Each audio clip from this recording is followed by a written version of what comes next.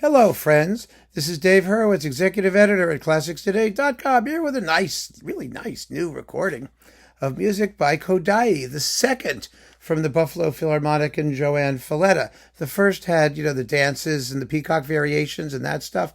And this one has the Háry Suite, Summer Evening, and the Symphony in C major, which nobody ever plays, and which is really a fresh, lovely neoclassical work. It took Kodály, like 30 years to write it or something like that? He started in the 30s, he ended in 1961, and you'd never know it to listen to it. It's actually a very traditional work in terms of tonality, but there's something perennially youthful about it, and it receives a delightful performance here. It was really nice to hear. So that was very, very good. And Summer Evening is a voluptuous nocturnal tone poem thing, about 16 minutes long in this performance, which is also just gorgeous. Kodály wrote very little orchestral music. He was a vocal music guy. I mean, a serious vocal music guy, a folk song collector, a songwriter, and his choruses, which are gorgeous, which I sang a bunch of when I was in high school. That's how we got to know him. We really didn't know anything else he wrote, except for Háry. Now, Háry is, Háry is just Háry. It's one of the great orchestral firecracker type pieces, and I actually played it a couple times. One of the first times, I was quite young.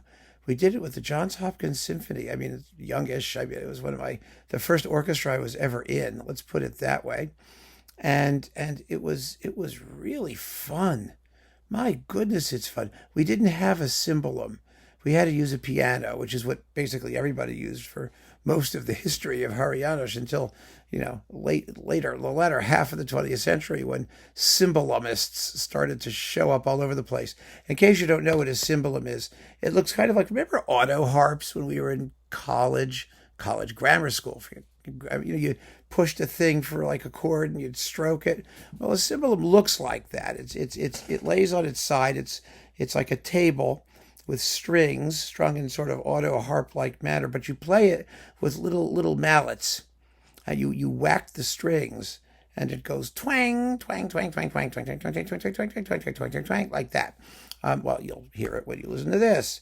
It's a wonderful instrument. It's a Hungarian folk instrument, and it's delicious, absolutely delicious. Kodály writes for it very floridly. I mean, you need to have a really good player. And since then, a bunch of composers have written for the cymbalum, particularly Henri Dutilleux, who seemed to really enjoy the sound of the instrument. So anyway, that's a cymbalum, and it shows up here, in the song, the third movement, and the fourth movement, the intermezzo particularly.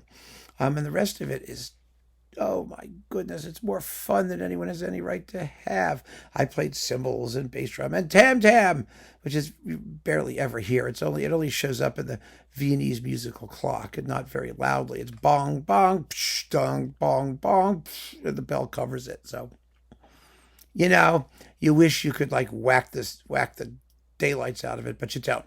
Anyway, there have been a billion great performances of Háry, and from George Szell to the other Hungarians, such as Fricsay, who's probably the best of all, and Ivan Fischer, who's also fantastic. They're all really marvelous, and the key to a good performance of Háry is to characterize the music, because Háry is a blowhard. He's a liar, but a jolly one. And he defeats Napoleon and all that stuff here. And actually, that's one of the wonderful movements in this particular performance. It's a very, very good performance. It has the character. It has that fairy tale quality, a lightness, a sense that no one's taking it all that seriously, which really they shouldn't be.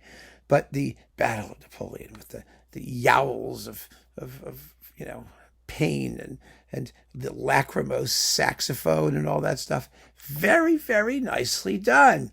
I mean, they're not afraid to ham it up a bit. And that makes for a very good performance of Háry, which is also quite well recorded. So I enjoyed this performance. I enjoyed it for its lightness, its sense of fantasy, and its feeling for storytelling. Like something's happening here with characters who are, not quite normal. And You can't ask for much more than I'm not going to compare it to the great Hungarian versions. I think those are still the references.